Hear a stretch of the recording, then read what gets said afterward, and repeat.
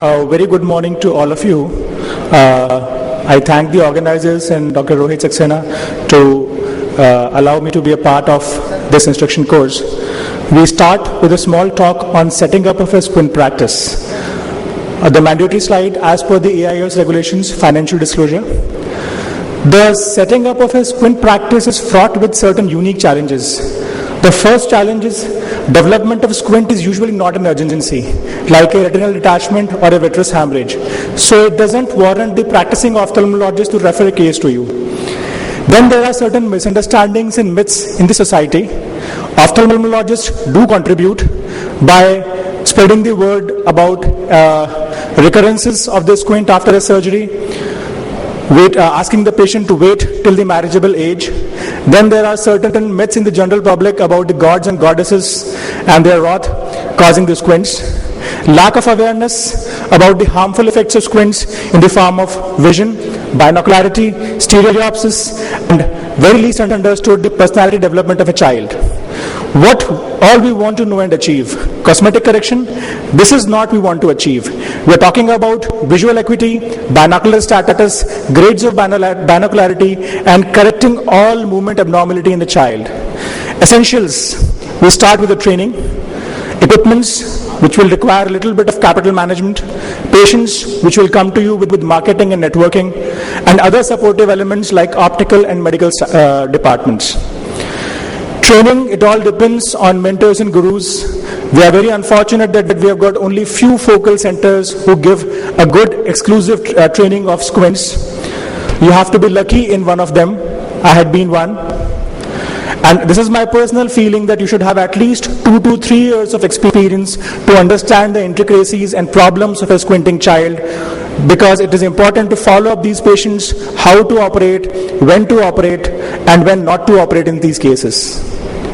Equipments we need is a visual acuity assessment chart, stereo acuity assessment chart, occluders and patches, very easily available.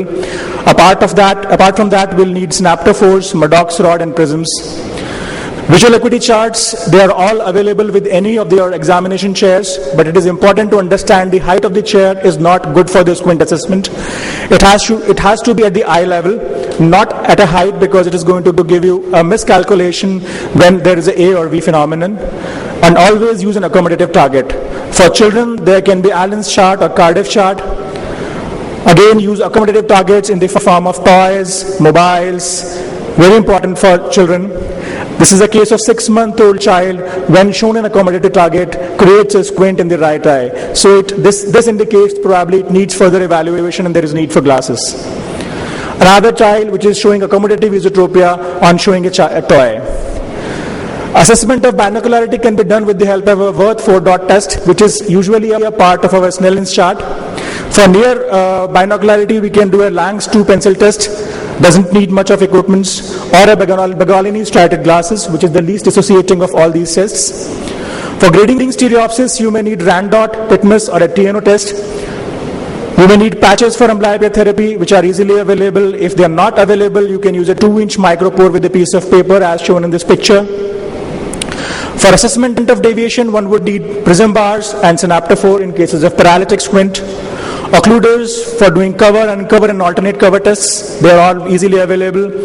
You may need special occluders to unmask a DVD, as in this case.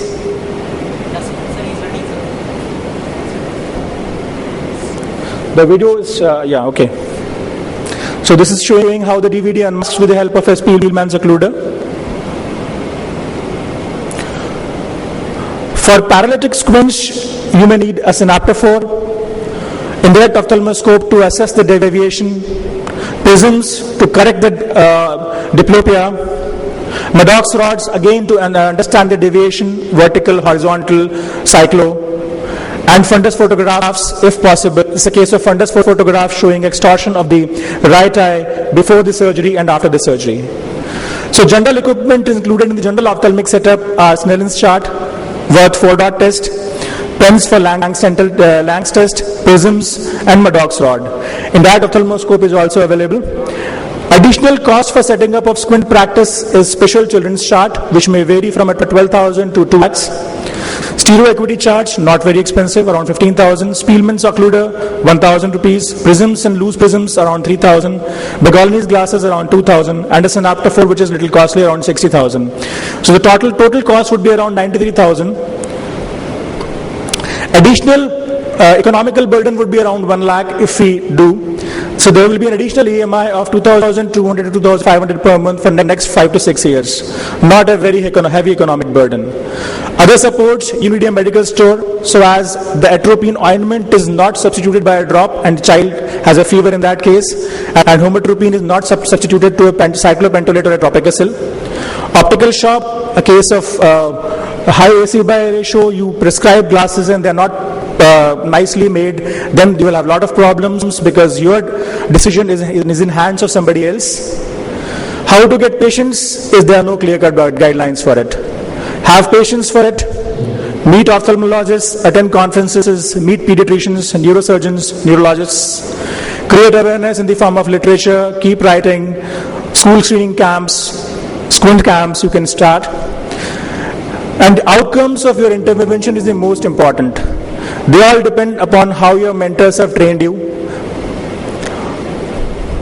Most important factor is your outcome, which is required for a perpetual practice.